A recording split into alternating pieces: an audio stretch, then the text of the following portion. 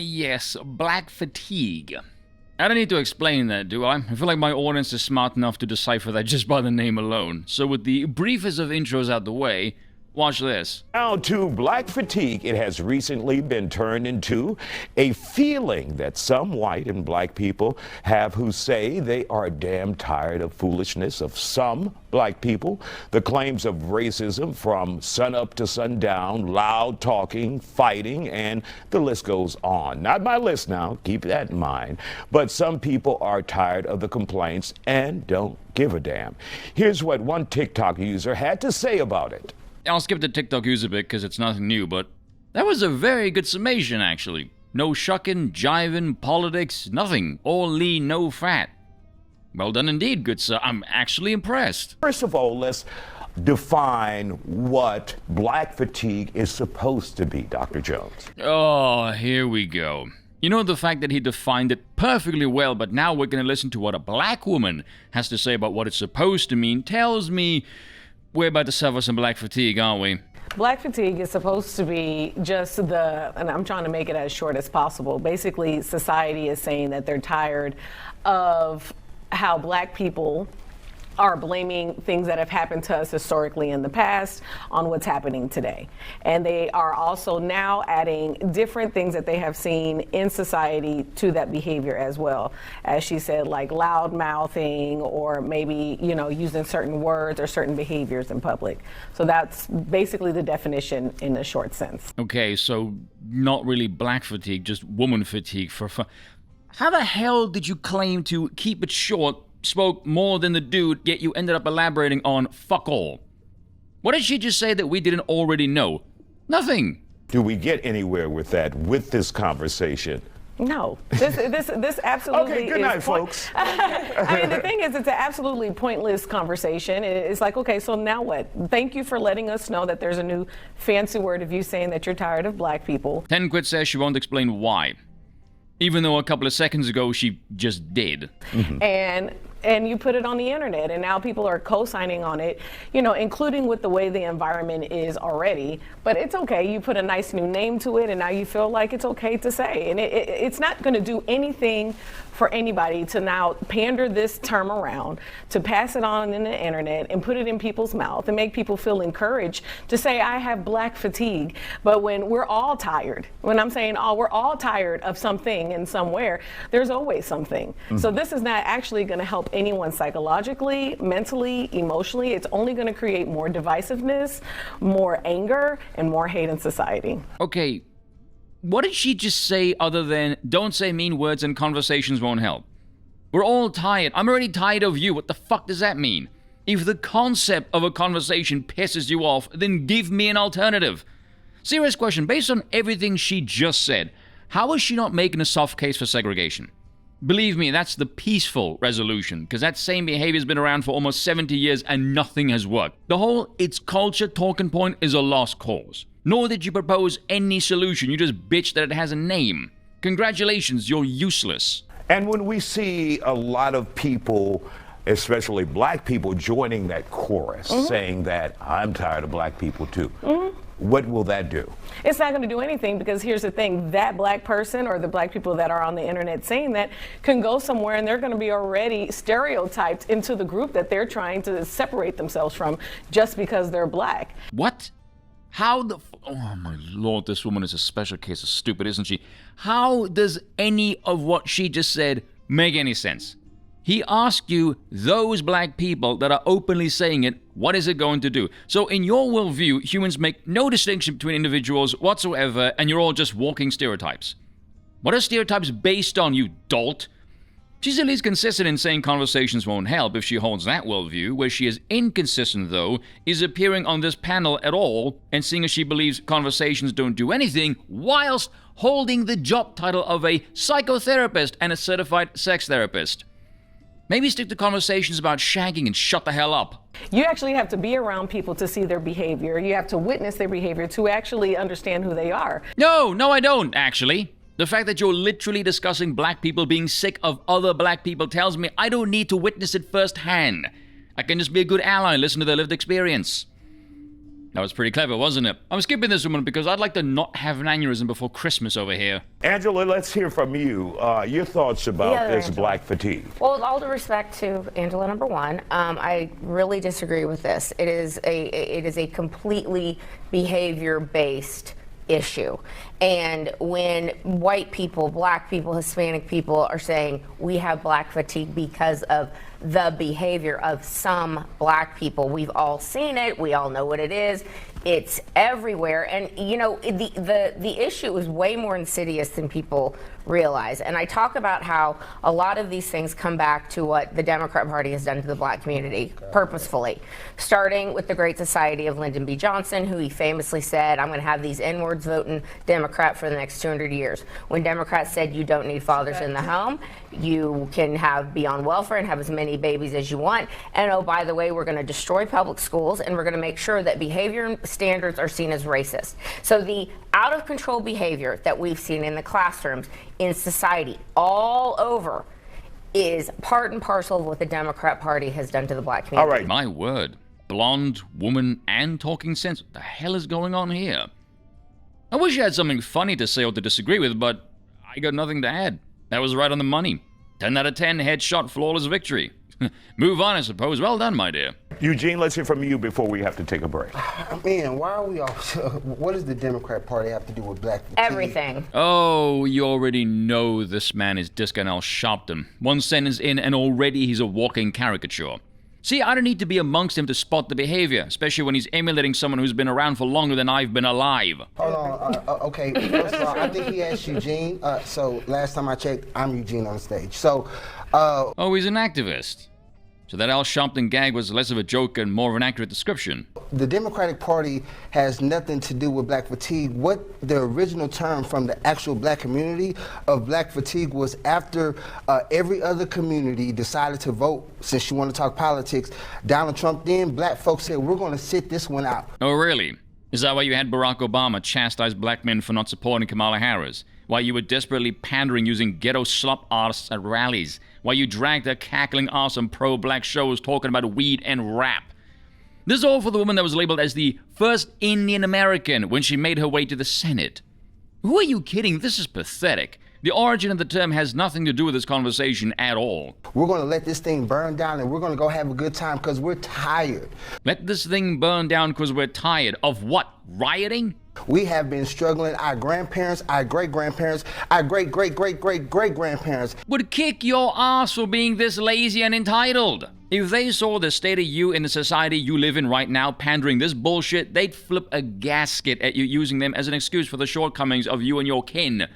Look at you complaining about being tired. From what? Maybe try sporting less jewelry than Mr. T. Have been fighting this same fight. So if you guys want to turn around, you know, he said the N-word. Why don't you guys feel so comfortable? Just say it. Just go ahead and say the N-word. We're you know, if it's so okay, if you're so fatigued, if you don't want to recognize the civil rights plight, go ahead and say the N-word.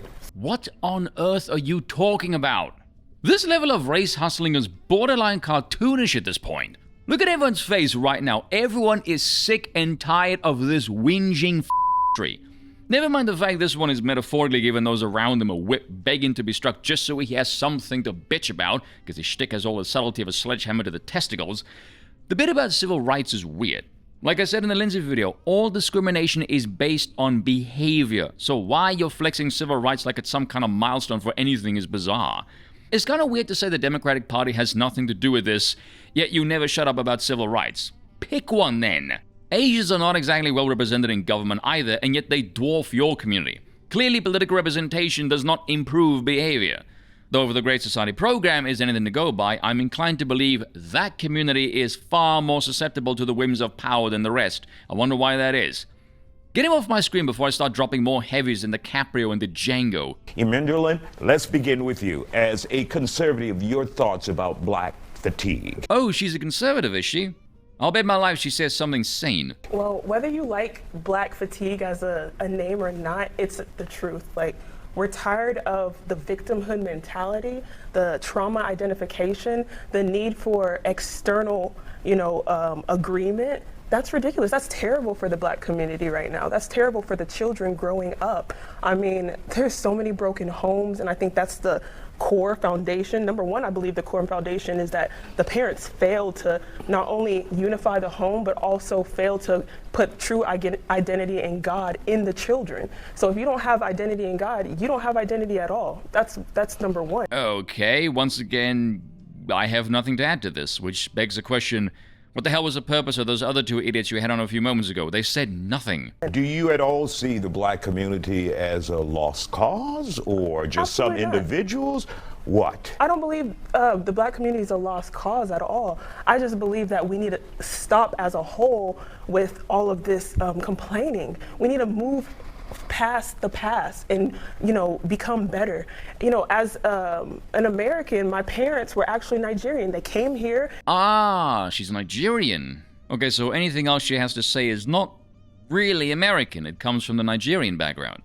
So she's not the offspring of the American political system, ergo she's going to sing a different tune. I don't wake up every morning and have racism and all of these negative things on my mind. I move forward and I move past that. All right. She's not exactly a stereotypical American black, is she? I mean, she knows both her parents, so, there's that. But anyway, this is kind of strange. Two women are being sensible.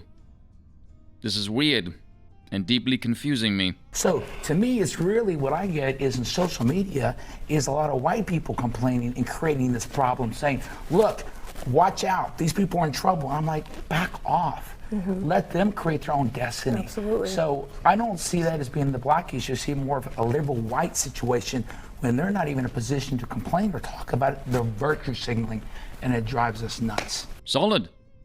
I feel like I need to say something interesting at the end of this, because so far it's kind of lacking, I'll save it for the end. The conversation that we're having here is whether black fatigue is a real thing. Do you realize you tried to elaborate on what it supposedly means just a few minutes ago? Now you claim the conversation is about whether or not it's even real.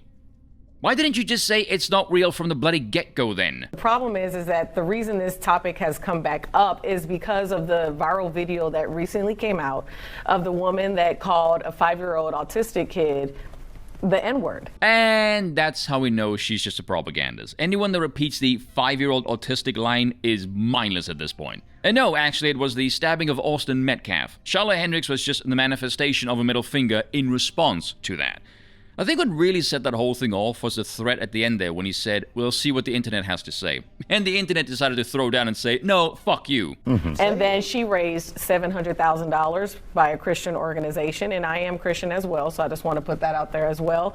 And she raised $300,000 from another organization. I don't know if she actually got that money, but then this video from the person who originally started putting this on TikTok came out in reference to that. Yeah. Now, I am a first-generation American as well, and I was taught a certain way as well. But what we cannot ignore is the things that have set us back as a community. The reason we are not where we're supposed to be is because we are still only a couple of decades away from what we have been oppressed from. Oh, just shut the hell up, you insufferable. But you know what black fatigue is? That. My reaction just then. Oh, we're not where we're supposed to be. What the hell does that even mean? Secondly, first generation as well. The other lady was born in America to Nigerian parents. She's second generation. First generation means you weren't born on American soil. You moved. You're a foreigner. So who the hell is this we you're talking about exactly? You're a psychotherapist. Allegedly, you haven't been suppressed by jack shit. You're just a second-rate grifter looking for a reason to bitch. Get the hell out of here. The things that we have gone Constantly from. looking at the past. My Wait, grandma. really quick, let Dr. Jones talk. Okay. And so my grandmother, who just passed away last week, was there for the civil rights. Wait, what? How? You just said you're a first-generation immigrant. How the hell was your grandmother around for the civil rights movement then? Either you're a liar, or you don't know what that phrase means, or your family had some weird-ass migration patterns. What, were your grandparents Americans? Or moved there? Had your parents and they moved out of America, they had you there, and then you moved back? Or how does any of that work? Was there for everything like that. And I was there to see all of those things as well. Again, how? What are you, a time-traveling vampire? Some shit? Fucking Marvel's multiverse couldn't recreate this woman's story. It cannot be ignored that these things are still oppressing our community. What things? You just implied black fatigue isn't even real. What are you talking about? Why are you even here? And you talk for a living? What mindless institution furnished you with the qualification to do that? I understand, and I actually agree. Like, I was instilled hard work, go to school, do what you're supposed to do, and I did. But I'm not going to sit there and ignore as though the people in my community, not everyone had that opportunity. And once again, we arrive at the unholy liberal doctrine of education. You don't need an education to not start fights for no reason. You don't need an education to not kill someone over a chicken sandwich. You don't need an education to not set fire to private property. You don't need an education to not steal. You don't need an education to listen to the cops. You don't need an education to understand basic social dynamics. And if you do, I don't think you belong in civil society. The problem is not one of education, it's of morality and piss-poor mating choices. So at the end of the day, to say, like, yes, we're tired of it, but let's go in every community. We could sit there and say there's white fatigue. No, there isn't. And migration patterns will tell you otherwise. You know what it's like when there's only us? Things are clean, safe, orderly, and civilized. You can go to bed with your front door wide open and nothing will happen. I know that's frame-breaking to you. It sounds like a fairy tale, 'cause it is. The soil isn't magic, we are. There's Hispanic fatigue. There's Asian fatigue. There's fatigue in everywhere. But the problem is that they're always emphasizing the black community as the pitch. It's the behavior in every community. There's behavior in every community. You know what's comments like that gets you peppered with per capita memes? Behavior is the problem. Now, here's what's disgusting. We're coming up on the 5-year And we got 30 anniversary seconds, of guys. the St. George, Florida fentanyl dying. And every white liberal, and every white liberal... You know, I was thinking to myself right before this bit hit, despite the night and day differences, sane and stupid, for the most part, this was fairly civilized, especially considering the bullshit we're used to seeing these days. No one really spoke over each other, no one really dominated, hell, they barely interacted with each other, come to think of it. Each person said their own piece, irrespective, really. Although you could really see the look of fatigue on 3 of them the moment that idiot in the middle spoke about saying slurs. That's the kind of behavior that baffles me. I said before, you should consider yourself an ambassador for your group. That moron openly tried to coax him into dropping the hard R. He was not good at that, by the way, trying to make himself the victim.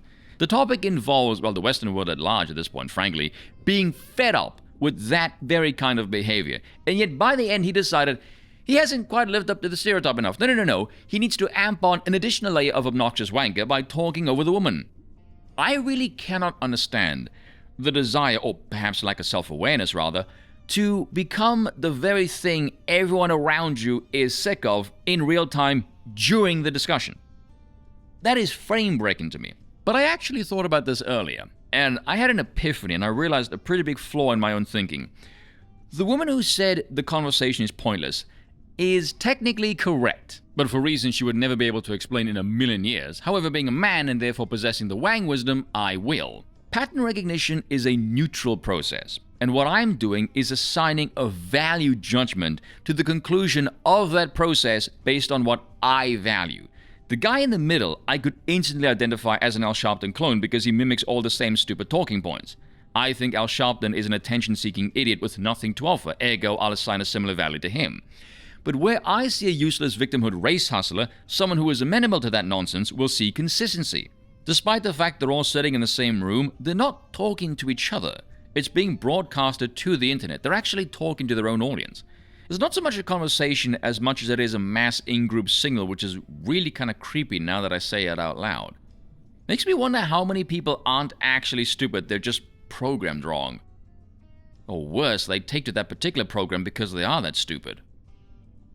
Kind of feel like I'm one step away from falling down a rabbit hole on how to propagandize like a final boss. Cheers for watching, and once again, I apologize for nothing.